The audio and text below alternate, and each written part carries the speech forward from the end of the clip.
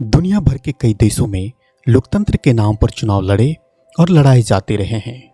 भविष्य में भी यह व्यवस्था चलती रहेगी, क्योंकि आज भी माना जाता है कि लोकतांत्रिक व्यवस्था दुनिया की सबसे पुरानी और बेहतरीन व्यवस्थाओं में से एक है, जिसके कारण आम लोगों के एक बड़े वर्ग का सामाजिक और आर्थिक विकास हुआ है। और इन लोकतांत्रिक व्यवस्थाओं को लेकर हमेशा से कई विवाद और टकराव भी रहे हैं। भले ही इन व्यवस्थाओं की हकीकत जमीनी स्तर पर कुछ ही इशारा कर रही हो। ऐसे में 2024 के अमेरिकी राष्ट्रपति चुनाव दुनिया के लोकतांत्रिक इतिहास के लिए क्यों ज्यादा महत्वपूर्ण है? चुनाव के बाद अमेरिकी संवैधानिक संस्थाओं, नागरिक समाज, मीडिया और शिक्षा जगत के लिए सबसे बड़ी चुनौतियां क्या होगी? रिपब्लिकन पार्टी के राष्ट्रपति पद के उम्मीदवार अमेरिका के पूर्व राष्ट्रपति डोनाल्ड ट्रंप हैं, और उनकी कई बहसों में जब उनसे पूछा गया कि ट्रंप साहब, क्या आप 2024 के आम चुनाव या राष्ट्रपति चुनाव के नतीजे को स्वीकार करने वाले हैं, तो उन्होंने साफ तौर पे कहा कि अगर यह चुनाव निष्पक्ष और कानूनी ढंग से हुई तो मुझे इसे स्वीकार करने में कोई भी दिक्कत नहीं होगी।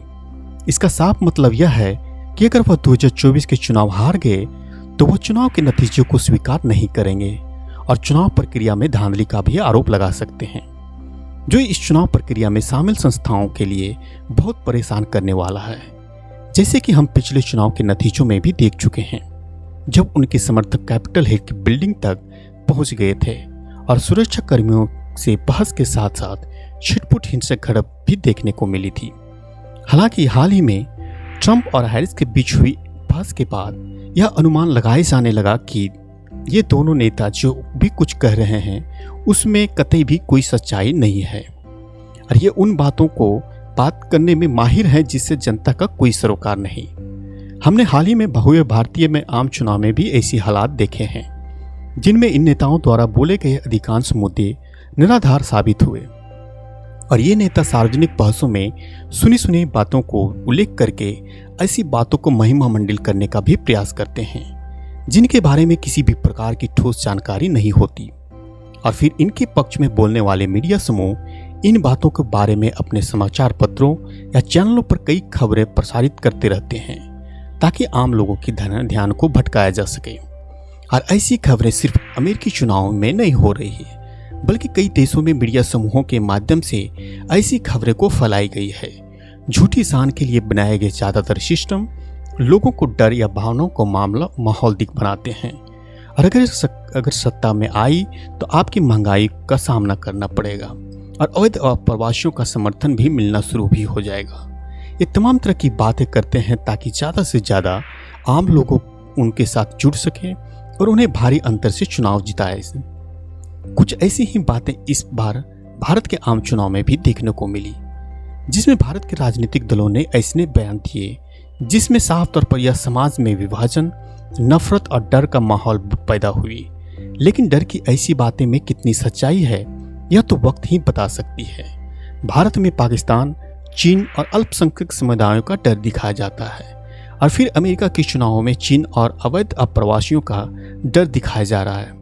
इससे साफ पता चलता है कि ये नेता चुनावी भाषण या बहसों में अपनी बात को बहुत ही चतुराई से रखने की कोशिश करते हैं, क्योंकि वे और उनके रणनीतिकार मानते हैं कि आज के दौर में झूठी कहानियां, नफरत, डर या भावनाओं का माहौल और दूरगामी परिणाम जैसे मुद्दे कई अन्य मुद्दों से ज्यादा कारगर साबित हो रहे हैं। लेकिन कई विशेषज्ञों का कहना है कि आज के दौर में फर्जी खबरें या मनगढ़ंत कहानियां ज्यादा बदलाव नहीं ला सकती, क्योंकि लोगों के पास सूचना के कई स्रोत हैं, जिसकी वजह से ऐसी चीजें अब ज्यादातर कारगर नहीं रह गई है।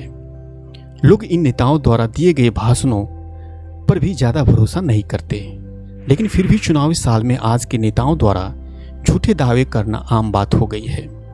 यही वजह है कि इन नेताओं द्वारा बोले गए झूठे और उनकी चुनौतियां पर विश्वविद्यालयों में खूब चर्चा हो रही है। साथ ही सार्वजनिक चर्चाओं में भी लोग इनके झूठ और इनके कामों से बेहद सावधान रहने की सलाह देते हुए नजर आते हैं। इसका नतीजा यह है कि संवैधानिक संस्थाओं और उन पर काबिल लोगों के प्रति यह विश्वास पैदा हो रहा है जो अपने कर्तव्यों और जवाबदेही को बनाए रखने में असमर्थ हैं। अमेरिकी राष्ट्रपति चुनाव के संदर्भ में भारतीय प्रवासियों का प्रतिशत बहुत बड़ा प्रभाव डाल सकती है। हाल ही में भारत के मुख्य विपक्षी नेता अमेरिकी दौरे पर थे और उन्होंने वहां मौजूद भारत के जुड़े विभिन्न मुद्दों पर चर्चा की, चाहे वह जाति जनगणना के बारे में हो या फिर आर्थिक चुनौतियां। और अब भारत के प्रधानमंत्री भी अमेरिका के 3 दिवसीय यात्रा पे हैं और इस यात्रा के दौरान ट्रंप के मोदी से मिलने की भी उम्मीद है और क्वाड शिखर सम्मेलन में उनकी मुलाकात बाइडेन से होगी। अब उस चुनाव के नतीजे के बाद ही पता चल पाएगा कि वहां मौजूद भारतीय प्रवासियों ने इस चुनाव में कैसे वोट किए। कई मीडिया सर्वों में यह बात साबित हो रही है कि 2024 के इस चुनाव में रिपब्लिकन और डेमोक्रेटिक दोनों राजनीतिक पार्टियों का वोट शेयर लगभग बराबर है और दोनों ही पार्टियां अभी भी प्रतिस्पर्धा में बनी हुई है। और इसका मतलब यह है कि अगर कोई भी 4 से 6% वोट या स्वतंत्र वोट किसी एक तरफ चले जाते हैं तो उन पार्टियों को विजेता घोषित कर दिया जाएगा।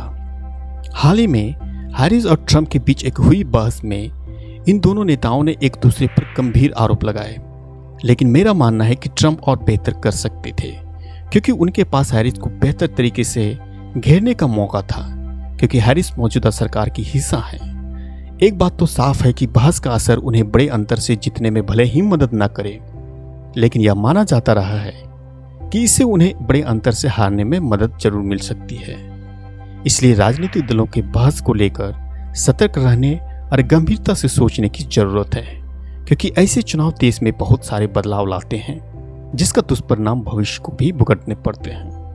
और अगर मीडिया संगठनों की बात करें तो आप पाएंगे कि आज के मुख्यधारा की मीडिया की हालत इतनी खराब या कहें कि इतने बुरे दौर से गुजर रही है कि उसकी कल्पना भी करना मुश्किल है।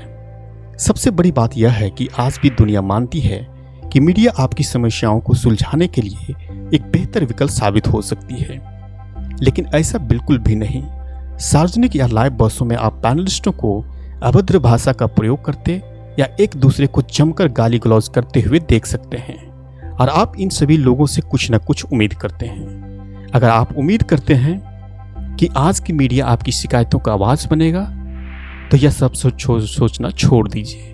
पहले यह सोचिए कि मीडिया आपकी दयनीय स्थिति की आवाज क्यों बनेगा।